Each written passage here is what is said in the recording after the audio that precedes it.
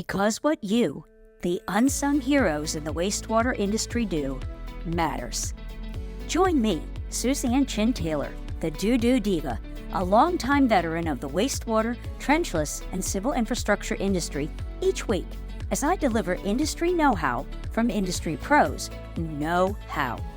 Whether you want to learn about the latest trends in technology, training and retaining great talent, sales and marketing, leadership and growth, or simply how to be more efficient, productive, or profitable, this podcast is for you.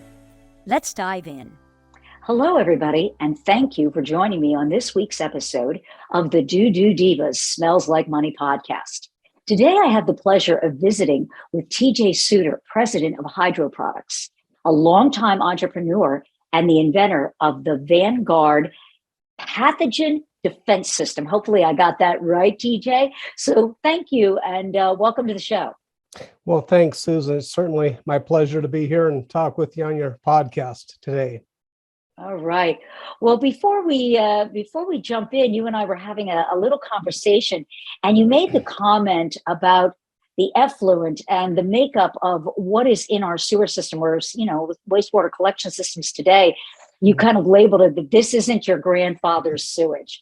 And so, what did you actually mean by that? Well, back in the early days. When we had modern plumbing systems in the United States, you had all kinds of different world scenarios. First of all, you had smaller cities and towns that were closer to the actual treatment plant.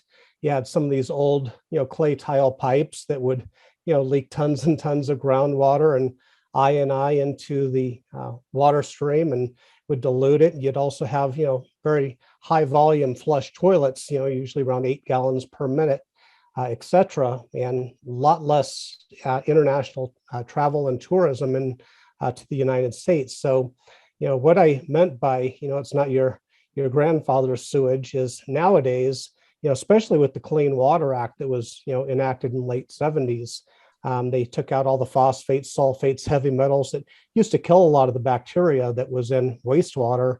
But then on top of that, you have urban sprawl. You have houses and apartment buildings, further and further from the wastewater treatment plant. So there's longer and longer times that these effluents can intermix and share resistant genes with one another. But also you have lots more international travel coming in. Even if we killed everything in the United States and had a perfectly clean wastewater system, which is highly unlikely, but if that was the case, it's 24 hours, you're going to have somebody coming in from another country using the facilities and getting it in there. In addition, you have less I&I inflow and infiltration, for those of you who don't know what that is. And so you'll have slip lining, you'll have new PVC pipes and grouting and so forth that put less and less groundwater into the wastewater streams. So you have thicker and thicker sludge, than you did before. And also the toilets, we have now no flush or low flush and even no flush toilets. You probably haven't been into a men's restroom anytime soon, Susan, but, in like the airports, if you have, I won't say anything, but. No reason, no. But anyway, like at the airports, they'll have the urinals that are literally no flush. So you're really having concentrated amounts of, human waste in areas, and so you're having more and more concentrated bacterias into these strains that our wastewater workers are having to deal with. So that's kind of what I meant by that statement. So in comparison to what we had to deal with before for workers, what are some of the new dangers that are popping up because the consistency and the makeup of what is in the sludge? Mm-hmm. Well, that's a great question. What are some of those dangers are? Well, there's a lot of different, dangers. I mean, when you consider, that every hospital and hospice, veterinary clinic, even morgues, they dump their blood down, these sewer systems, and it's not illegal. That's perfectly acceptable. But when you consider all of these paths for bacteria and viruses and funguses, et cetera, to get into it, you're dealing with stuff, we're still, having an increased levels of community-acquired MRSA, which is methyl-resistant Staphylococcus aureus. And, you have C. diff, and then you have, of course, the big COVID situation. Now we're hearing more and more about that, but, that's not the most, serious, in my opinion. The most serious is what they call CRE, which stands for Carbapenem resistant Enterobacter ACA. Thank God they abbreviate it CRE, so I don't have to say that all the time. But these are strains of bacteria that are so strong that there's really not any antibiotics left on the shelves to help combat them should you acquire one in your body. And wastewater workers are right at the forefront of health and safety, in my opinion, and so they're being exposed to these things every day. Wow. Okay. So, with that, what would you recommend, or what do you see as being needed to safeguard personnel, on a procedural level, as well as technologies that might be available to help them or protect them from these heightened risks that they're now being exposed to?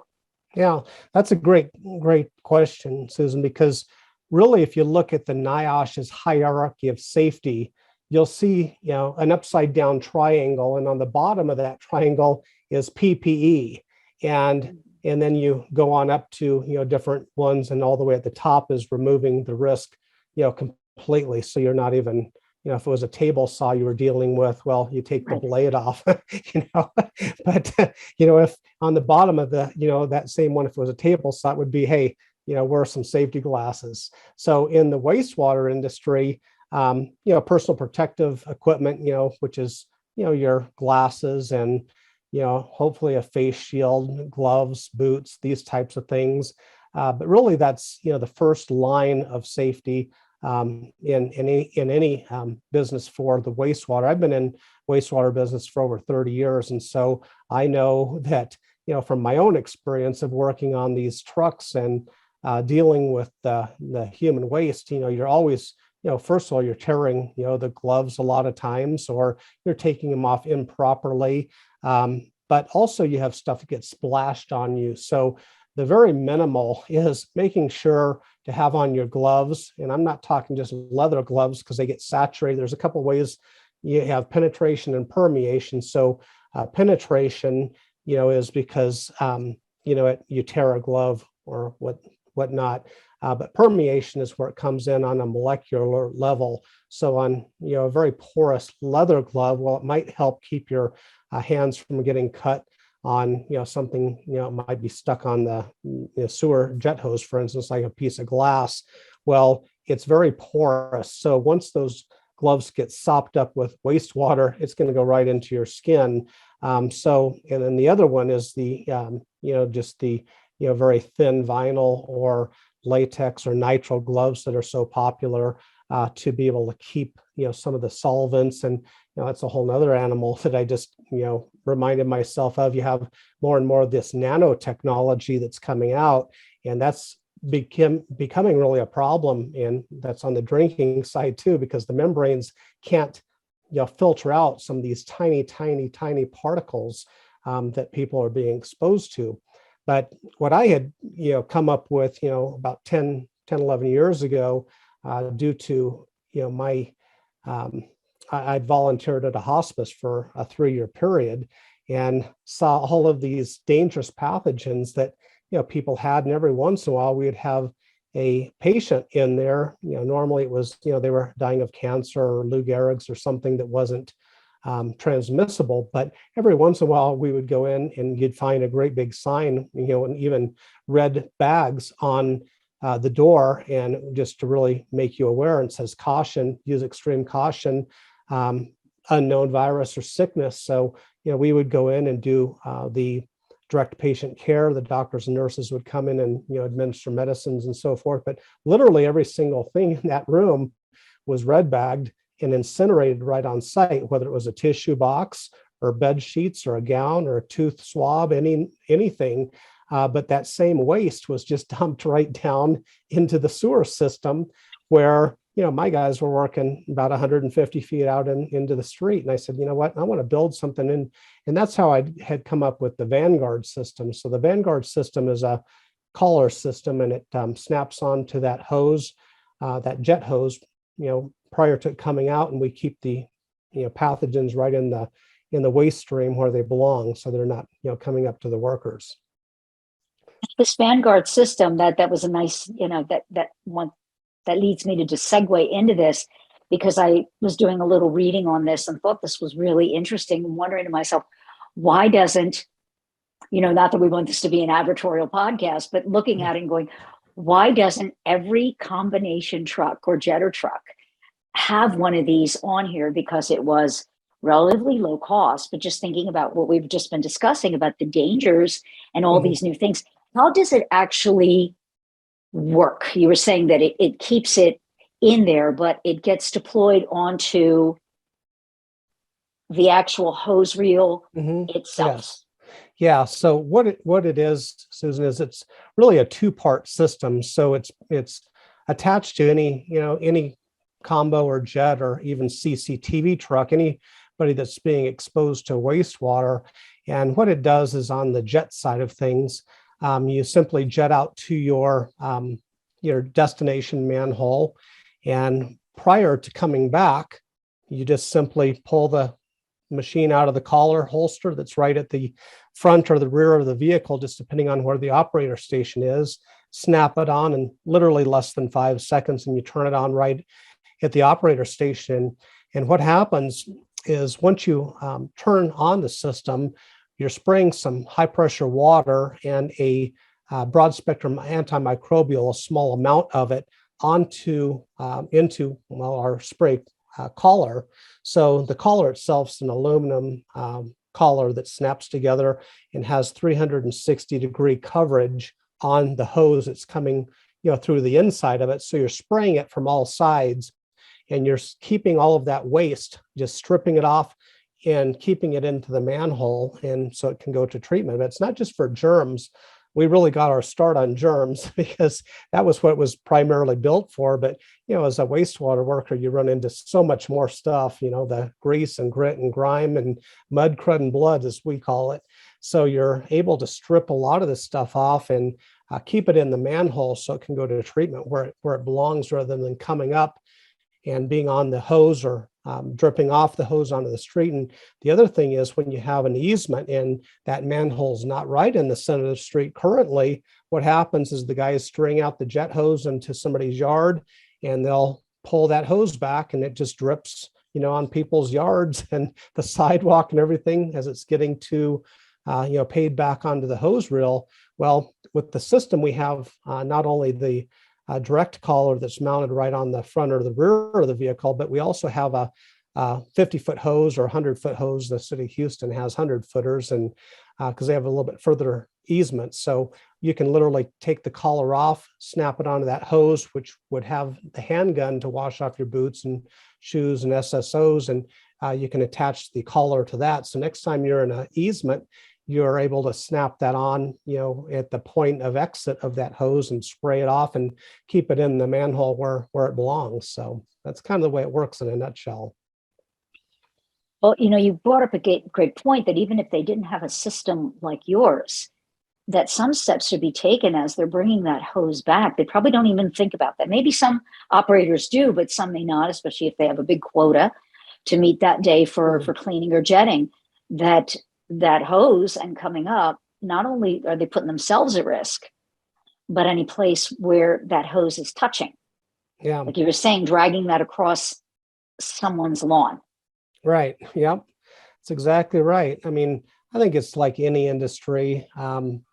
You get used to doing it. And, I also have a pipeline inspection business. And, if your house, got a backup in your house, and all of a sudden all your belongings and your furniture and your kids' kindergarten paper, that is now married and have kids of their own, gets soaked in sewage, it's a very sad event. Yeah. But, as a pipe inspection company, we see that, fairly regularly in a lot of different scenarios. And I always tell myself, listen, TJ, pretend this is your house. How are you going to feel? So you go in and say, man, I am so sorry for this damage. We're going to do everything we can to make this as quick and painless and get you to recovery as quick as we possibly can.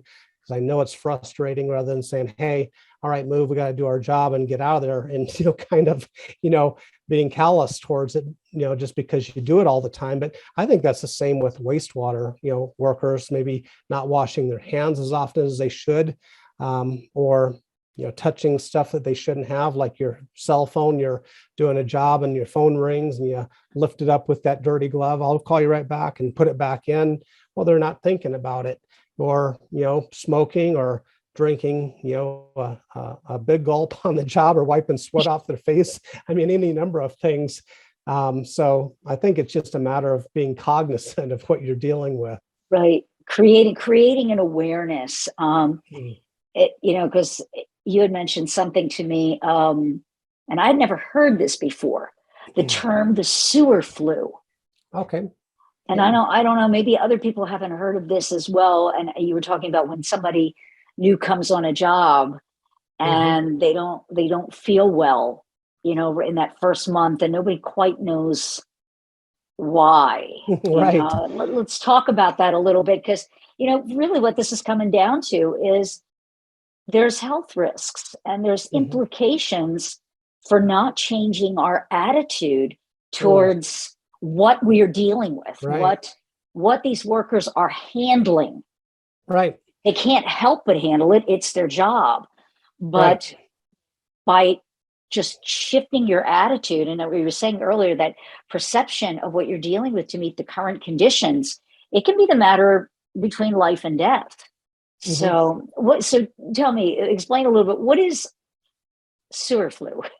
Well, sewer flu is, something that, waste operators or wastewater maintenance workers, call it when you have a newbie that's coming onto the job. And anybody that's been in the industry for any length of time, municipal or owning their own business, knows a lot about this, because you'll have some new guys come on and, they're, looking over the manhole when you're jetting out, or touching stuff, and just really acquiring stuff and having your body kind of get accustomed to it. So the sewer flu is really, a common term that's used in the wastewater industry of people that are new on the job and they contract stuff that, maybe gives them diarrhea, headache, some fatigue, things like this, for the first, couple weeks, month, or even 2 months into their job. And then their body kind of begins to build some resistance to some of these, more prevalent strains of, perhaps viruses or bacteria that are in wastewater. So nothing, horribly life-threatening typically in those situations, but it does tell me one thing. It tells me they're contracting something. Okay, they're contracting something, and I think a lot of it about kind of like the shingles, and they say, hey, if you have, if you've ever had chicken pox, you have the shingles virus within you right now. And it might not come out for 30 or 40 or 50 or 60 years, but it's in there, and it's just waiting for that opportune time when your resistance in your body is really kind of at a tipping point, or it's compromised in some way, maybe with some type of an antibiotic, or you're sick with something else. I mean, my wife, is, middle-aged, and she got shingles recently. My mom, on the other hand, she's in her upper 80s and she got shingles. Knock on wood, I haven't had it yet, but, as they say, it's in me and it's waiting. So I really put this back on the same stuff that's coming out of sewage now, is people, I guarantee you mark my words, and when you're watching this video in 10 or 20 years, you're going to see, wow, they were contracting things that we didn't really know about at the time, but now they're rearing their ugly head a decade later, 20 years later, etc. And, so what we're trying to do is be proactive and keep them safer earlier. One, really interesting thing is if you get MRSA, it used to be you get MRSA and they say, yeah, well, you probably, went and saw your grandma, she was in the nursing home and you probably contracted it there. Well, I'm starting to find more and more pockets of MRSA among wastewater workers throughout the United States when I go and visit them. And one thing I want to mention before I get off that topic is if you get MRSA once, you are literally colonized, and now you're 6 times more likely to catch it a second time. And it can be very, very, very serious because there's some treatments for MRSA, but if it gets into your internal organs, then you could have a very, very serious life risk problem. Just not aware of that. That brings up, a lot of communities, and I keep hearing this as a common issue, that the silver tsunami of all of these workers that are retiring out, they're aging out, and it's the problem of recruiting. Wow. And retaining and training new people to come up through the ranks, for contractors as well as, municipal wastewater operators. Mm-hmm. And so, this comes back to what can we, as people in the industry, what can municipalities do? What can contractors do to, keep, just being aware? Is it important that, you don't want to scare a potential new employee about what they're going to be exposed to, but at the same time, you have to be transparent, right? So that they can be aware and protect themselves as well as you protecting them. What would you be as a wrap up on this subject? Because it is very serious. Safety is very, very serious. That it goes beyond the gas monitors and the harnesses and the confined space entry. We're talking about little itty bitty things that you can't even see without a microscope that can get in and kill you, put a world of hurt, and it can even spread through your whole family. So what would you recommend that, for this new wave of new employees coming in, what do we need to make them aware of to establish good best practices to keep this new workforce healthy? Right. Well, I think it really comes down to a lot to training, proper training, because let's face it, wastewater is not a real pleasant thing to deal with, yet it's a very, very necessary thing to deal with. They are on the front line of safety and health, in my opinion, because, even OSHA knows that, because if you have a SSO, an overflow, then, that's a big deal. And it's a very expensive deal for agencies when they do have overflows, because they can get fined because, the EPA and OSHA and the World Health Organization, everybody knows there's tons of viruses and pathogens and, bacteria in that waste, effluent, and, they want to help protect the public. But, the silver tsunami, I'm one of them. I've got another, probably 10, 15 years. I love what I do, so I'll probably work later than that. But, I think that really the guys that are coming in at the very beginning of this, if you give them, a sense of respect, okay, and a sense of safety of some point, that, hey, we're doing everything we can to help keep you safe and well and clean and get you home at the end of the day just as healthy as you came in to work that day.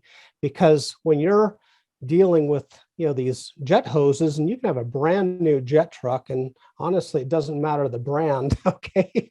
All of them have the same product on them as they're coming out of that hole, all right? Yeah, it's don't want to think nasty about that, but yeah. Well, yeah. Some are worse than others, but some of them aren't too bad. In all honesty, you might have people doing their laundry in a day, and it gives it some a little bit fresher scent. But other ones can be just downright disgusting. But the bottom line is, if you can help assure these guys that you're doing everything you can to protect their safety and health, then they're more likely to stay in that chain so that they can grow and get into the next level of the food group or the chain up to management. And pretty soon they're going to get all the way up. But now a lot of these guys are not really being particularly well paid for their jobs. Some of them are, others are not. It's like anything.